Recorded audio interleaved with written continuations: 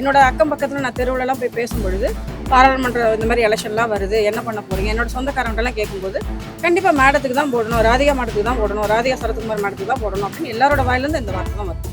For example, என்னோட பாராளுமன்றத்தில் இருக்கக்கூடிய 1 மணி நேரத்துக்கு 150 to 200 கிலோமீட்டர் தூரத்தில் போகக்கூடிய வந்தே பாரத், இந்த வந்தே பாரத் ட்ரெயின்லாம் நாங்கள் ட்ரெயின்லலாம் வந்து எதில் பார்த்துருக்கோம்னா ஒரு ஜப்பானில் ஓடுற மாதிரி யூடியூப்லேயும் டிவி நியூஸில் தான் நாங்கள் பார்த்துருக்கோம். இப்போ இங்கே நினச்சாலும் நான் 4 மணி நேரத்தில் சென்னைக்கு போக முடியும். இதுவே மிகப்பெரிய ஒரு சிறப்பான விஷயங்கள் எங்களுக்கு. நான் ஒரு பழங்குடி சமுதாயத்தை சேர்ந்த பெண்.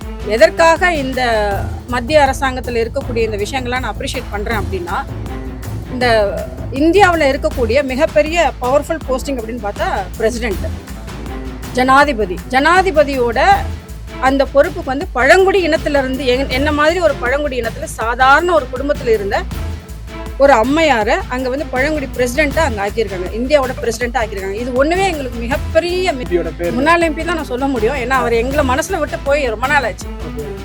அவர் பேர் மாணிக்கம் தாக்கூர் சொல்லிட்டு இப்போ அந்த ரீசண்டாக எலெக்ஷன் டேட்டெல்லாம் சொன்னதுக்கப்புறம் யாருன்னு கேட்கும்போது அவரோட பேர் எங்கள் காதுக்கு வந்தது. எங்களோட தொகுதி மக்களுக்கு நாங்களே அவரை நேர்லேயே பார்க்கலாங்க. அவர் என்ன பண்ணாருங்கிறது எதுவுமே எங்களுக்கு தெரியல. இப்போ ஃபார் எக்ஸாம்பிள், விருதுநகர் மாவட்டத்தில் மறுபடியும் நான் பழங்குடி பற்றியே பேசுகிறேன். ஏன்னா நான் ஒரு பழங்குடி பெண் அப்படிங்கிறனால ஆதங்கம் எனக்கு நிறையா இருக்குது. விருதுநகரில் 0.13%, அதாவது ஒரு 0.5% கீழே தான் பழங்குடி மக்கள் இருக்காங்க. டோட்டலாக பார்த்தா ஒரு 3000 மக்கள் இருக்காங்க. ஒரு எம்பியாக இருந்து சின்ன விஷயங்கள் கூட அவங்க செஞ்சு கொடுக்காத பட்சத்தில் இந்த மொத்த பாராளுமன்றத்துக்கு என்ன செஞ்சிருப்பாரு யோசிச்சு பாருங்க. கண்டிப்பாக ஒன்றுமே இல்லை, 0வாக தான் இருக்கும். விஜயகாந்தோட பையன் வந்து விஜயபிரபாரன் இருக்கிறாரு, அவருக்கான வாய்ப்பு இந்த தொகுதியில் இருக்கு. பட் இந்த அனுதாப ஓட்டை வச்சு அவர் எம்பியா போய் உட்காருது, அதனால மக்களுக்கு நலப்பணிகள்லாம் செய்யறது அப்படிங்கிறது ரொம்ப சாத்தியம் கிடையாது. இப்போ உங்களுடைய விருதுநகர் தொகுதியில நீங்க யாருக்கு வாக்களிப்பீங்க? விருதுநகர் பாராளுமன்ற தொகுதியில நிற்கக்கூடிய முக்கியமான வேட்பாளர் ராதிகா சரத்குமார் மேடம். அவங்களுக்கு தான் கண்டிப்பா என்னோட ஓட்டு. என்ன காரணத்துக்காக ராதிகா சரத்குமாருக்கு நீங்க வாக்களிக்கணும்னு நினைக்கிறீங்க? காரணம், அவங்க வந்து ஒரு நல்ல அனுபவமிக்க ஒரு லேடி. அவங்க அது போக அரசியல் அனுபவம் நிறைய இருக்கு. சினிமா துறையில நிறைய சவால்களை சந்திச்சு அவங்க வந்து ஜெயிச்சு வந்துட்டு இருக்கிறாங்க. நல்ல படித்தவர்கள், பண்பானவர்கள். அதெல்லாம் விட கூடுதல் ஒரு சிறப்பு என்னன்னா, ஒரு மகளிர். அவங்க ஒரு பெண்ணுங்கிறப்போ வந்து இங்க பெண்களுக்கு நிறைய வந்து சப்போர்ட் பண்றதுக்கான வாய்ப்புகள் நிறைய இருக்கு. அதனால அவங்களுக்கு கண்டிப்பா என்னோட ஓட்டு அவங்களுக்கு தான். இப்ப விருதுநகர் தொகுதியில நீங்க ஒரு மகளிரா இப்ப இங்க உள்ள சக மகளிர்கிட்ட பழகுறீங்க, அவங்களுடைய மனநிலை எப்படி இருக்கு? யாருக்கு வாக்களிக்கலாம்ன்ற மனநிலை இருக்காங்க? 98% ராதிகா மேடத்துக்கு தான் வாக்களிக்கணும்னு சொல்லியிருக்காங்க என்கிட்ட. என்னோட அக்கம் பக்கத்துல நான் தெருவுலலாம் போய் பேசும்பொழுது பாராளுமன்ற இந்த மாதிரி எலெக்ஷன்லாம் வருது, என்ன பண்ண போறீங்க, என்னோட சொந்தக்காரங்கள்லாம் கேட்கும்போது அவங்களோட வாய்ப்புகள் எல்லாமே சொல்லக்கூடிய பதில் வந்து கண்டிப்பா மேடத்துக்கு தான் போடணும், ராதிகா மேடத்துக்கு தான் போடணும், ராதிகா சரத்குமார் மேடத்துக்கு தான் போடணும் அப்படின்னு எல்லாரோட வாயிலிருந்து இந்த வார்த்தை தான் வருது. இப்ப இதுவரையும் பாத்தீங்கன்னா தமிழ்நாட்டுல பிஜேபி வந்து ஆட்சியும் இல்ல. அப்படி இருக்கும்போது எந்த நம்பிக்கையில நீங்க பாஜக வேட்பாளர் ராதிகா சரத்குமாருக்கு வாக்களிக்கணும்ன்ற ஒரு முடிவுக்கு வந்திருக்கீங்க? நாங்க தமிழ்நாடை மட்டும் பார்க்கல, தேசத்தை மட்டும் தான் நாங்க பாக்குறோம். ஏன்னா தேசத்தினோட கட்சி தான் இது. அப்படி இருக்கும்போது பாரத பிரதமர் நாட்டை ஆண்டுட்டு இருக்கும்போது அந்த தேசத்தோட வந்து எல்லா அமைப்புகளும் எங்களுக்கு இங்க கிடைக்கும். அவர் செய்யக்கூடிய விஷயங்கள் எல்லாமே எங்களுக்கு நேரடியா கிடைக்கிறதுக்கான வாய்ப்புகள் நிறைய இருக்கு. அதனால நாங்க தமிழ்நாடை மட்டும் பார்க்கல, இது தேசத்தோட பாரத பிரதமரை தேர்ந்தெடுக்கிறதுக்கான எலெக்ஷன் நடக்கிறனால அதை தான் நாங்க பாக்குறோம். இப்ப 10 வருஷமா பாஜக ஆட்சியில நீங்க என்ன நன்மையை அடைஞ்சீங்க?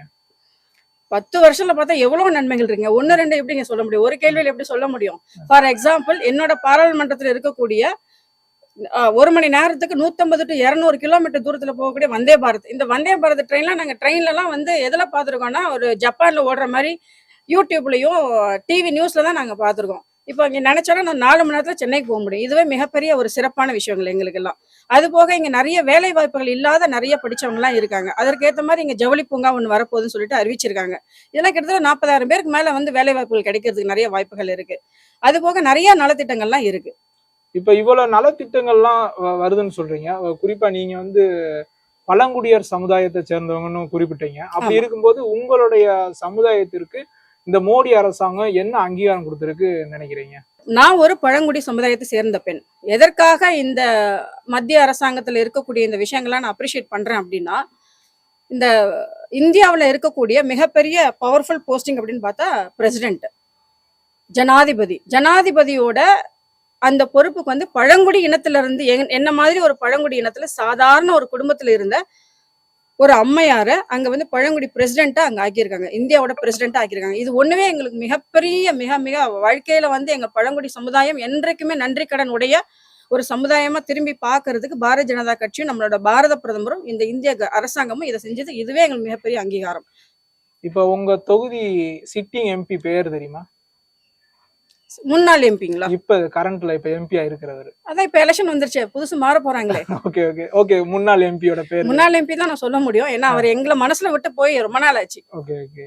அவர் பேரு மாணிக்கம் தாகூர்னு சொல்லிட்டு இப்ப அந்த ரீசெண்டா எலெக்ஷன் டேட் எல்லாம் சொன்னதுக்கு அப்புறம் யாருன்னு கேட்கும் போது அவரோட பேரு எங்க காதுக்கு வந்தது, எம்பி மாணிக்கம் தாகூர் சார். இப்ப அவரோட செயல்பாடு கடந்த 5 வருடங்கள் எப்படி இருந்துச்சு மேடம்? எங்களோட தொகுதி மக்களுக்கு நாங்களே அவரை நேர்லயே பார்க்கலாங்க, அவர் என்ன பண்ணாருங்கிறது எதுவுமே எங்களுக்கு தெரியல. இப்போ ஃபார் எக்ஸாம்பிள் விருதுநகர் மாவட்டத்தில் மறுபடியும் நான் பழங்குடி பத்தியே பேசுறேன், ஏன்னா நான் ஒரு பழங்குடி பெண் அப்படிங்கறதுனால ஆதங்கம் எனக்கு நிறைய இருக்கு. விருதுநகர்ல 0.13%, அதாவது ஒரு 0.5% கீழே தான் பழங்குடி மக்கள் இருக்காங்க. டோட்டலா பார்த்தா ஒரு 3000 மக்கள் இருக்காங்க. அந்த 3000 மக்களுக்கும் கிடைக்கக்கூடிய சென்ட்ரல் கவர்மெண்ட்ல இருந்து கிடைக்கக்கூடிய நிறைய நலத்திட்டங்கள் இருக்கு. அதுல 1% 1-2 ஸ்கீம்ஸ் கூட அவங்க போய் சேரல. ஃபார் எக்ஸாம்பிள் அவங்களுக்கு வீடு கட்டி கொடுக்கலாம், சுத்தமான குடிநீர் கொடுக்கலாம், நல்ல ஒரு பாதை கொடுக்கலாம், இதெல்லாம் கூட கொடுக்கல. எதுவுமே அவங்களுக்கு கிடைக்கவே இல்லை. இன்னும் அவங்க சாக்கடையிலையும் கொசுல தான் வாழ்ந்துட்டு இருக்காங்க. ஸோ அவங்களுக்கு கிடைக்காத பட்சத்துக்கு ஒரு எம்பியா இருந்து சின்ன சின்ன விஷயங்கள் கூட அவங்க செஞ்சு கொடுக்காத பட்சத்துல இந்த மொத்த பாராளுமன்றத்துக்கு என்ன செஞ்சிருப்பாரு யோசிச்சு பாருங்க. கண்டிப்பா ஒண்ணுமே இல்ல, 0வா தான் இருக்கும். இப்ப மீண்டும் அவர் போட்டிடுறாரு, அவருக்கான வாய்ப்பு எப்படி இருக்கு மேடம்? எனக்கு தெரிஞ்ச அவருக்கு 2% கூட ஓட்டு வரது கஷ்டம் தாங்க. மாணிக்கம் அவருக்கா? ஆமா. விஜயகாந்தோட பையன் வந்து விஜயபிரபாரன் நிக்கிறாரு, அவருக்கான வாய்ப்பு இந்த தொகுதியில எப்படி இருக்கு மேடம்? அவருக்கு வாய்ப்புகள் மிக குறைவா இருக்கு. ஆனா ஓட்டுகள் வாங்குவார், ஓட்டு வங்கியில ஏதோ ஒரு சொல்ற அளவுக்கு வாங்குவாரு. ஏன்னா அனுதாப ஓட்டுங்கிறது அவருக்கு இருக்கும், ஏன்னா அவரோட தந்தை வந்து பறி கொடுத்திருக்காரு, அனுதாப ஓட்டுகள் இருக்கும். பட் இந்த அனுதாப ஓட்டை வச்சு அவர் எம்பியா போய் உட்காருது, அதனால மக்களுக்கு நலப்பணிகள்லாம் செய்யறது அப்படிங்கிறது ரொம்ப சாத்தியம் கிடையாது. வளர்ச்சியும் வாய்ப்புகளும் தொடர தமிழும் தமிழகமும் தலை நிமிர மோடியின் கேரண்டி இருக்கு, பயம் எதற்கு?